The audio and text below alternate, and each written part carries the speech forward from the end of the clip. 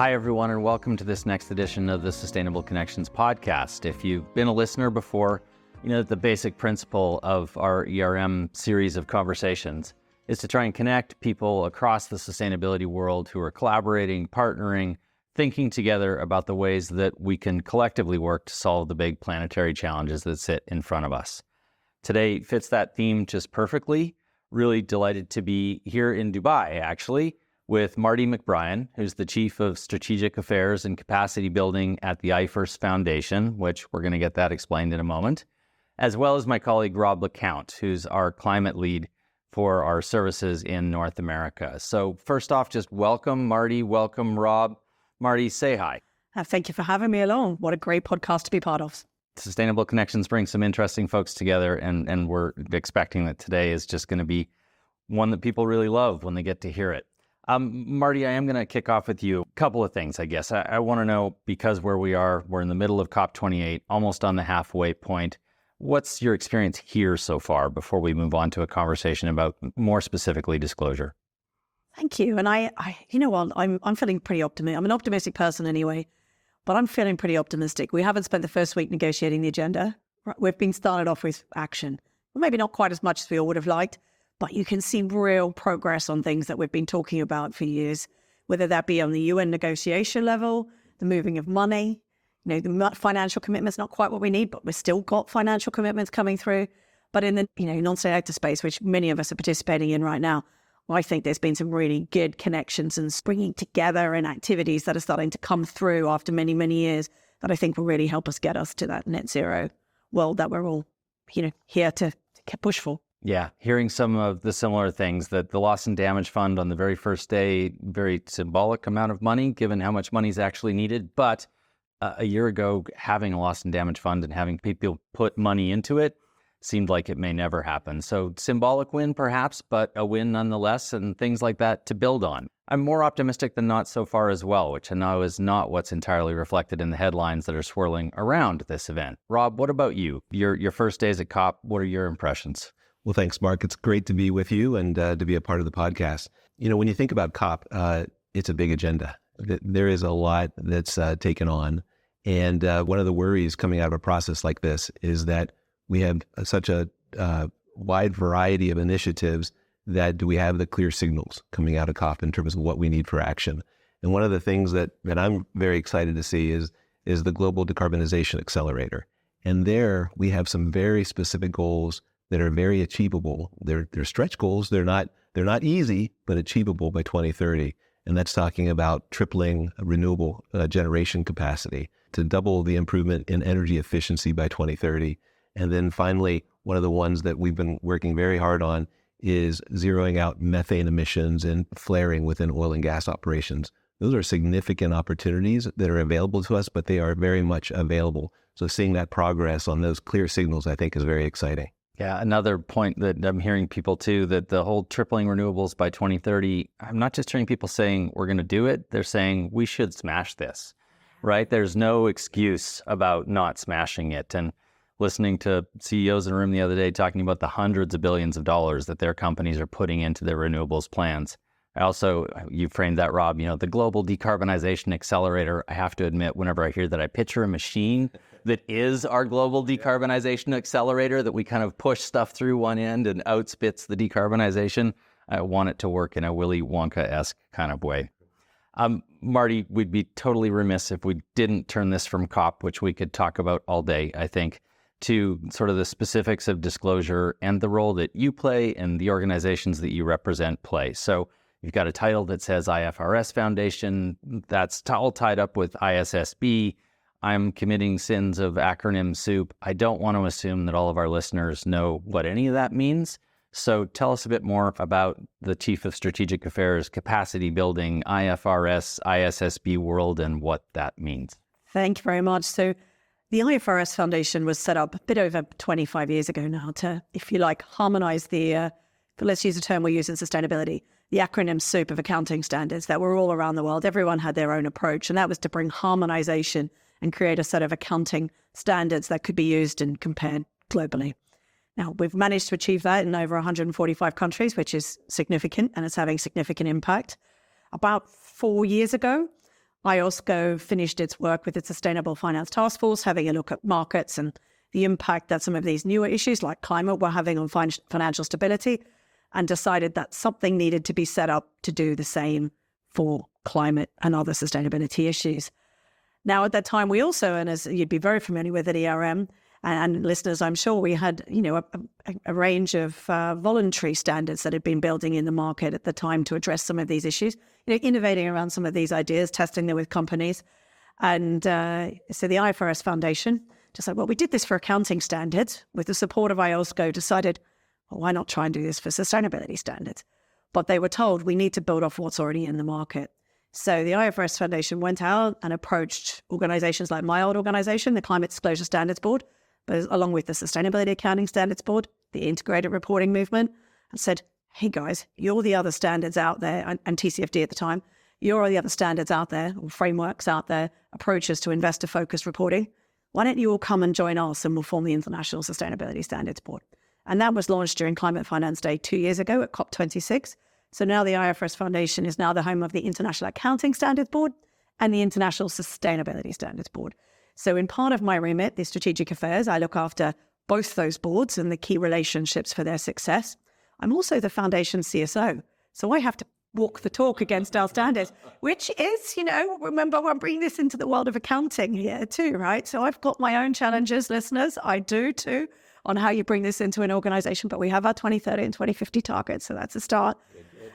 And I'm responsible for building capacity and capability globally for the adoption of the ISSB standards. Now, that also stems from anyone, from a regulator. So think about working with IOSCO. How do we upskill their members to be able to take on this challenge? That also is the chairman of those capital market regulators, but also the staff inside them to actually get comfortable with, so they can bring this in and enforce it, if you like, and bring the policies around it. But then right through the information supply chain, if you like, thinking about all those professions we now need to upskill globally to get where we need to get to meet the challenges of transition and finance that transition over the next few years, and really sort of create those sustainable, resilient markets and that future we need. All fantastic. So, a couple of decades of consolidation around financial accounting standards, just a few years of consolidation around sustainability standards, only 2 years for ISSB in all of that mix. You ran through so many things, and one of the paths I did hear was consolidation and harmonization.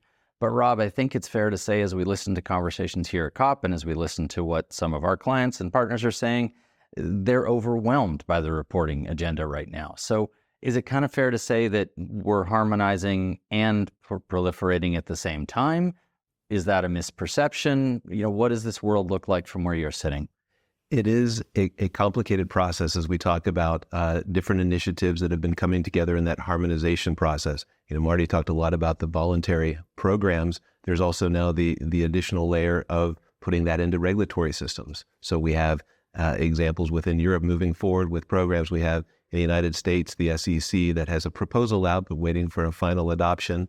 And of course, the major development in the United States is back in October, a couple bills signed in California that are requiring now mandatory disclosure. Some home state pride there for me. But when you look at that, there are a variety of deadlines, compliance deadlines, and certainly some differences across all of those. So that is a lot to take in, but it's important. It's driving change right now, and it's important to take that in. But more importantly, when you go underneath all of those, there really is harmonization. The basic structure that we're seeing with ISSB as the global baseline, but then the regulatory developments that are happening, it comes back to some basic principles around the GHG protocol and TCFD as an example. And so those different initiatives may all go a different step for a final requirement, let's say on scope 3 emissions or different aspects of financial analysis, but it's really back to the same basics. So if you're doing best practices around the key elements of disclosure here, you're going to be well positioned on all of these initiatives.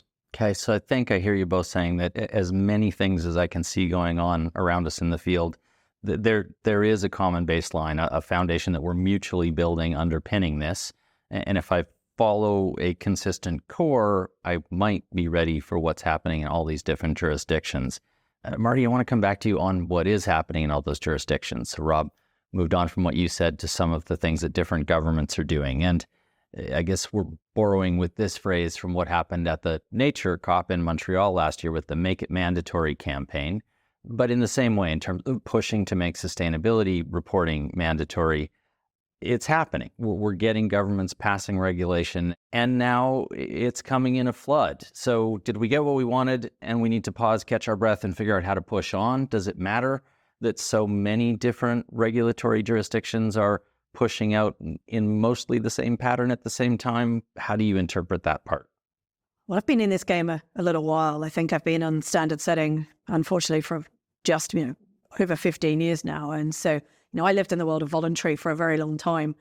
And I think it's quite it's great everyone caught up, right? Because we had 15 years of voluntary and we didn't get the data we needed. We also didn't get the action from companies we needed, right? Regulation really only has to kick in when we're not seeing the voluntary bring it into play. So it's unfortunate that they're all moving at the same time, but at the same time, it's a real opportunity. And I think we ourselves have worked very hard with Europe to get that alignment. And, they've come out very early on to say S1 and S2 are embedded within and can be a discoverable subset. And we're working hard on alignment going forward. We've been working with the US, we're working with California, we're working with jurisdictions in the global north and south. I've been really surprised and excited, actually, by how developing and emerging economies have been embracing the ISSB standards. Brazil, straight out. It's all in. We're doing it. Australia's consulting, probably the first year in to come in for S2 in the climate standard. Hong Kong, Singapore, Nigeria, Kenya, Zimbabwe, Zambia, Turkey announced yesterday they're coming on board. The UK is currently, working out its systems. Canada's got its standards board already in place. I can go on. This is real momentum. And this isn't necessarily the regulation, if you like, per se. At some point, this will be different how this comes in every jurisdiction. If you take Kenya, for example, it comes in through the accounting body. It doesn't come in through any form of, overarching legislation that's plugged into a climate target or, anywhere thinking about how this plugs into the bigger commitments. This comes in through the accounting bodies and they see it as a great way to, attract capital and be comparable with those in the global north. That's how they see it. And so it's really interesting watching the different mechanisms that this will come in because it's not coming in like a traditional, we would have seen, we saw the government must bring mandatory reporting on biodiversity by 2030 in that announcement. We saw it in climate years ago. But it wasn't through the accounting, the existing national standards that are bringing in these standards that have already brought in our accounting standards. So it's a great mechanism that I don't think we all thought necessarily was there to bring this in. Maybe a little bit of a Trojan horse, but it's a really interesting way that it is coming in across the world. So it's not one size fits all, but there is a lot going on. But I would agree that there is a common baseline. And to make it very clear to listeners, TCFD has now, if you like, handed over its responsibility to us at the IFRS Foundation. You mandated a TCFD, you should still do TCFD, but we would say you really should be doing S2 now. And we'll be taking that forward. I mean, TCFD even shut down its website for a few days until we said, no, don't do that. We still need all those, people still need all those resources. So it's really important, again, with the WEF IPC metrics, the stakeholder capitalism metrics, we're working now to make sure they're incorporated as well. This really is making sure that there's the least amount of confusion out there we can for investor-focused reporting. And for those who aren't following the debate as closely as we are, you did S1 and S2 a couple times in there. Help our listeners. What are those? So there are two standards that were released in June this year. S1 is a sort of a general requirement standard. It sort of gives you the how-to report, if you like, on all sustainability issues. And I think that's really, really important because people say, oh, you've only done climate. No, we haven't. We've given you the framework to report all material and sustainability risks and opportunities to capital markets in a way that's connected to your main package of information for financial reporting. And I think that's really important to remember. And we've given you some idea of other sorts of guidance you can use underneath that, whether it be CDSB standards, which we've done other stuff on, or SASB standards, or other, like GRI or TNFD if you're doing nature. We say look at other things, but here's the overarching framework to plug it in. And we've built off accounting, IAS 1 and 8 for accountants out there. We've used the same language. Shout out to the accountants out there. We haven't rewritten anything. We've used existing principles.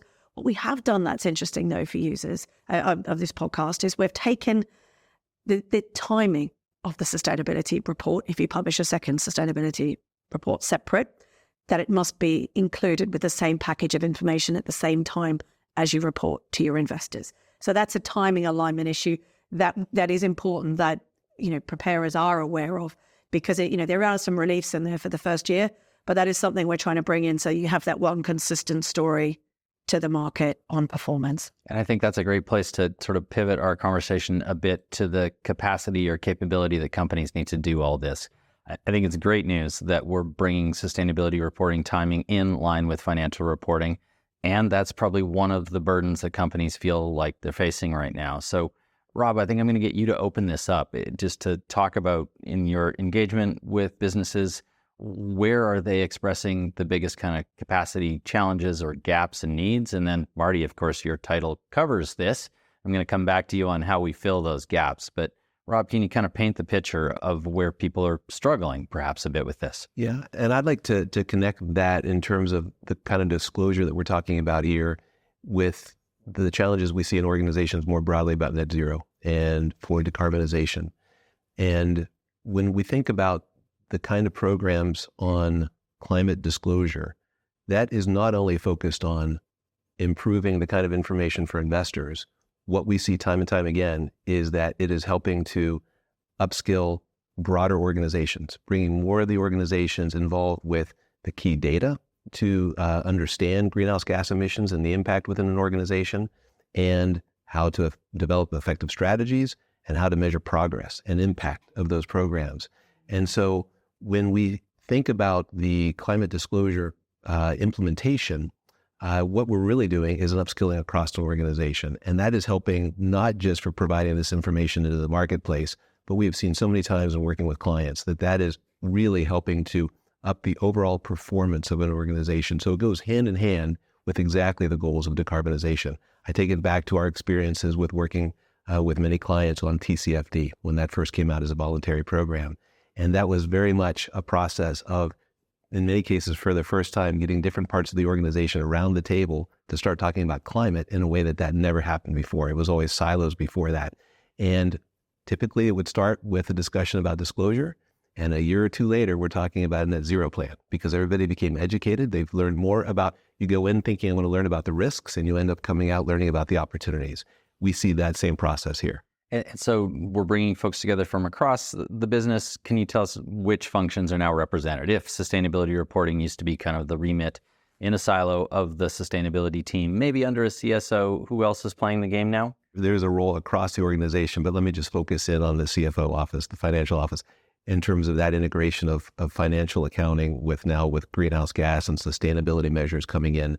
And that's bringing a rigor to the process that we have, in many cases, clients, have been improving upon over time, but it's now creating another step into that process.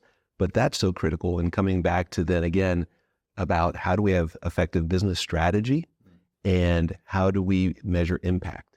And with that lens now from the financial office, the CFO office, we're bringing all the pieces together to effectively develop the right decarbonization strategies. Okay. So we now have hordes of people inside companies who need a sustainability competence that they haven't had before, and to be able to speak a whole new language. And I guess that goes in two directions. Let's be completely fair, right? The sustainability team needs to learn as much about financial accounting and kind of the rules as the finance team needs to learn about sustainability and how to take on all these new non-financial metrics.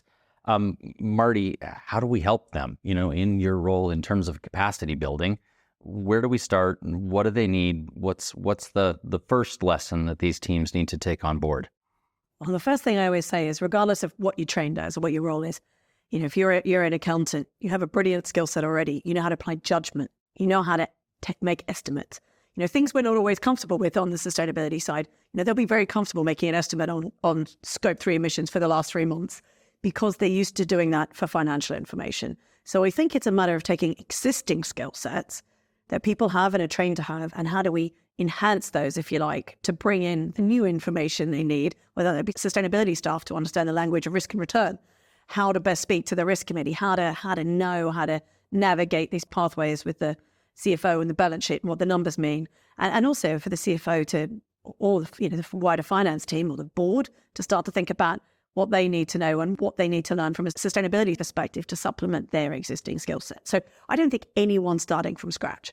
I would say anyone coming into these new professions, whether that be legal, accounting, sustainability, risk, wherever you come in along the spectrum, if you like, no one should be graduating from school anymore without these skill sets built in. And I think we need to do a whole lot to make sure that's done across the board, because we've got a big task between graduates going right up to retirement now to upskill this whole part of the market to be able to embrace this transition, right? And the skills we need for the transition. So there's a big gap there. So at the moment, we're sort of picking off sectors and jurisdictions to really like deep dive into what they need and how we can best get that to them. So for example, we're working with the UN Sustainable Stock Exchange Initiative. How do we train the exchanges and give them the right tools to bring this in? We know if exchanges bring in voluntary reporting, within 3 years, it gives confidence to the regulators to bring it in a mandatory way to continue to help that global baseline. So everyone's doing the same and reporting the same. So how can we work with them? So we develop guidance, the exchanges, we train the exchanges, we give them the confidence to do this and have the conversation, and then we give them the guidance, and then we train the preparers. And we did that on TCFD, and we trained 26,000, and that was in my old life at CDSB. And so we're going to try and get 30 plus on this, right? How do we get, how do we take that segment and give them enough, I like to say, to make them dangerous, to start getting on with it? We can't make people experts. That's not our job at the IFRS Foundation. We write standards, really. But we realize this is quite new, right? We don't have all of that accountancy history behind us. And we only really had, 7,000 companies doing TCFD, and perhaps not even that well. Let's be honest, we're between friends here. We've been quite friends here, and that's probably one or two of the metrics, right? Not necessarily the whole suite. So we do have a long way to go on getting the global baseline and it done well. So it is creating the level playing field. So I've developed a knowledge hub we launched earlier this week, which has some great resources on. Thank you, ERM, for helping. And that's really to, again, support the Global North, but Global South. How much can I make freely available to the Global South? We'll have e-learning coming in Q1. We're working to develop key resources. And then on the ground, what can we all be doing together to mobilize those right networks? So working with the UK government to put together a funding bid to support those 125,000 accountants in Africa that are chartered, that we need to upskill and actually help them also be able to participate in the standard setting process. So these are truly standards set by the world, for the world, as opposed to what often the optics are of the Global North setting standards for the South. So, how do we upskill across all fronts? And that, I'm just picking one sector and one jurisdiction, one region here, but there's a lot to do.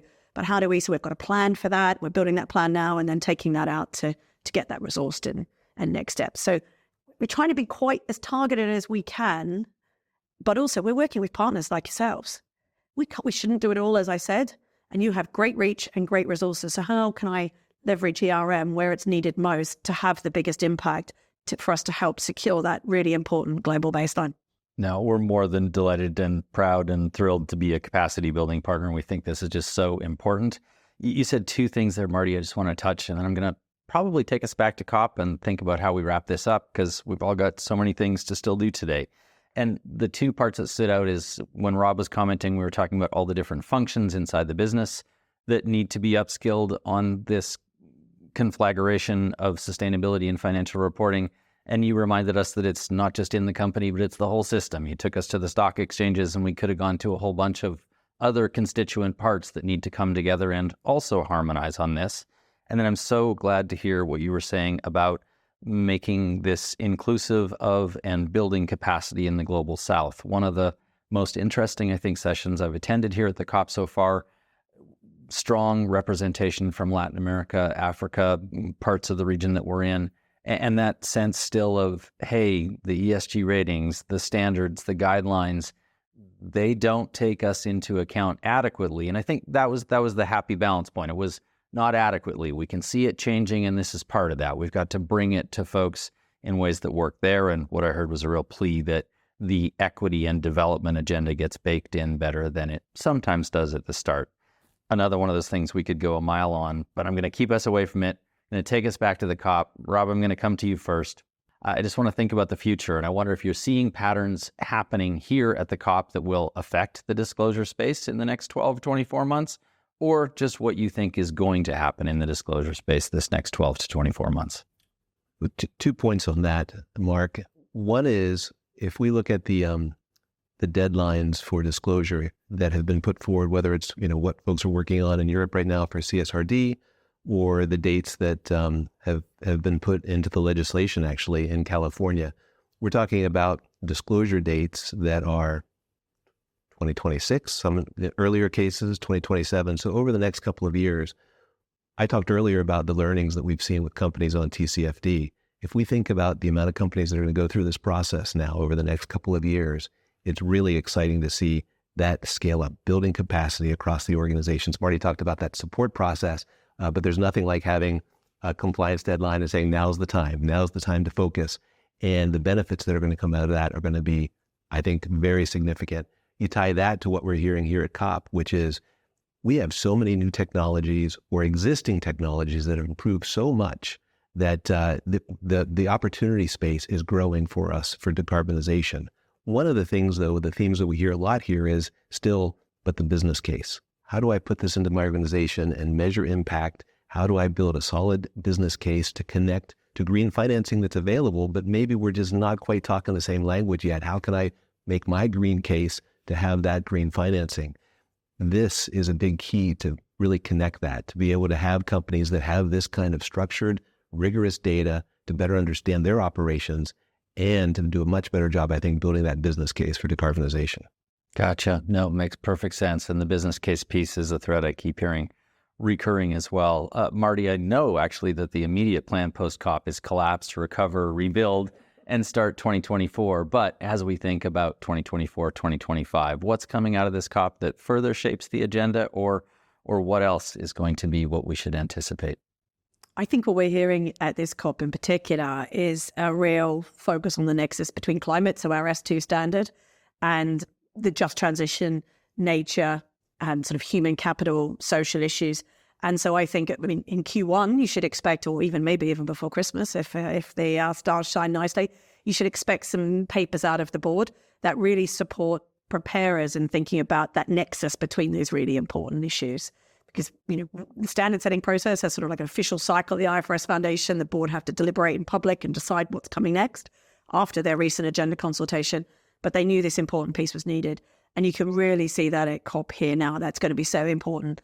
I think there's also going to be a huge amount of support more broadly across the piece on transition plans. We only say, if you've got them, talk about it, but also climate resilience. But what I'm hearing here is we're really looking for those system change accountability measures from the non-state actors. And I think those that are, this is an official IFRS line, so please do not, don't hold it against me. But I think we're going to see increasing, those that are doing the transition plans and thinking about this will also be able to, use our standards and respond and move forward again in a much more structured way. And I've stopped thinking about this as sustainability strategies. I've started thinking about this as sustainable business, right? How are we going to have a sustainable, we shouldn't be thinking about this as a bolt-on anymore. This has to be integrated across every part of every business and every conversation. But you are starting to hear that, like more and more as I'm walking around, as people are saying, hey, we've been seeing what you've been doing. It's great. We're all behind you, and I've learned this. And I've learned this about my business, or I've learned this about what we can do differently. And I'm enjoying hearing that, because reporting for reporting's sake is completely pointless. You've really got to think about and picking up standards, right? It's really about thinking how it's going to help you create value and be more sustainable and resilient in the long run. And, someone said the other day, and I won't quote them here directly, it was a large global investor, and they said, this is the global baseline. So if you're not hitting the baseline, what are you doing? And we really need to be thinking about that, all of us together, in creating that global baseline, and that data quality will have those opportunities we can get from that to, move to where we need to get to well in advance of 2050. Yeah, no, and that's the sum of the goal for me too. That one of the folks I've worked with a lot over the last couple of years is David Grayson. Some of the people listening will know him. Also UK based and kind of esteemed in our field. And he just says, come on, sustainability, baking it into your business, making it part of your business, that is your business's best chance of surviving over the long term. Not really optional, but necessary. It will be, the core of what makes you resilient and successful in the coming decades. I think that's a great place to wrap this episode of Sustainable Connections. Rob, Marty, thank you so much. For all of you listening, if you want to know more, all of the episodes are on ERM.com. You can learn more about ERM and the ERM Sustainability Institute online as well. Marty will make sure that we post some of the things that you mentioned in terms of capacity building resources and links when we put up this episode as well. Thank you both so much. Thank you, Mark.